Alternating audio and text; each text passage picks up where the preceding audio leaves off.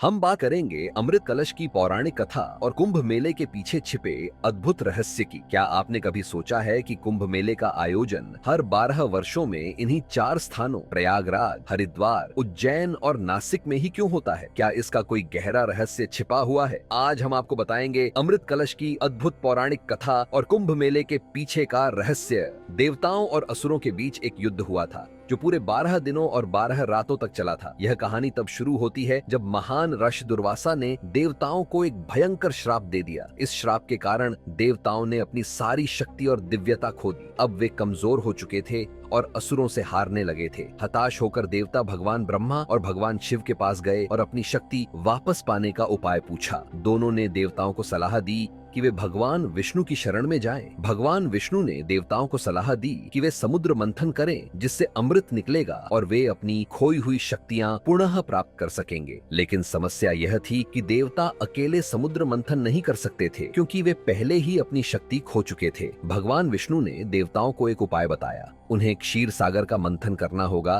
ताकि अमृत की प्राप्ति हो सके। इसलिए उन्होंने असुरों से संधि की और उनसे सहयोग मांगा। असुरों ने मदद करने के लिए हाँ कर दी, लेकिन उनकी एक शर्त थी, उन्हें भी आधा अमृत दिया जाए। मजबूरन देवताओं ने यह शर्त स्वीकार कर ली। अब मंथन की प्रक्रिया शुरू हुई। मंदराचल पर्वत को मंथन करने की छड़ी बनाया गया और नागराज वासुकी को रस्सी की तरह इस्तेमाल किया गया। देवता एक तरफ खड़े थे और असुर दूसरी तरफ। समुद्र मंथन के दौरान अनेक रत्न, धन, धान्य और दिव्य वस्तुएं निकली, लेकिन असली चमत्कार तब हुआ जब भगवान धन्वंतरी अपने हाथों में अमृत से भरा कलश लेकर समुद्र से प्रकट हुए। अमृत कलश को देखकर असुर और देवता दोनों लालच में आ गए। देवता जानते थे कि यदि असुरों ने अमृत पी लिया तो वे अमर हो जाएंगे और पूरे ब्रह्मांड में हाहाकार मचा देंगे। असुरों को डर था कि यदि देवता सारा अमृत पी गए तो वे हमेशा के लिए अजेय हो जाएंगे। इसलिए उन्होंने अमृत कलश पर कब्जा करने की कोशिश की। इस कारण से देवताओं और असुरों के बीच भयंकर युद्ध छिड़ गया। यह युद्ध पूरे 12 दिनों और 12 रातों तक चला और कहा जाता है कि स्वर्ग में बीते इन 12 दिनों को धरती के हिसाब से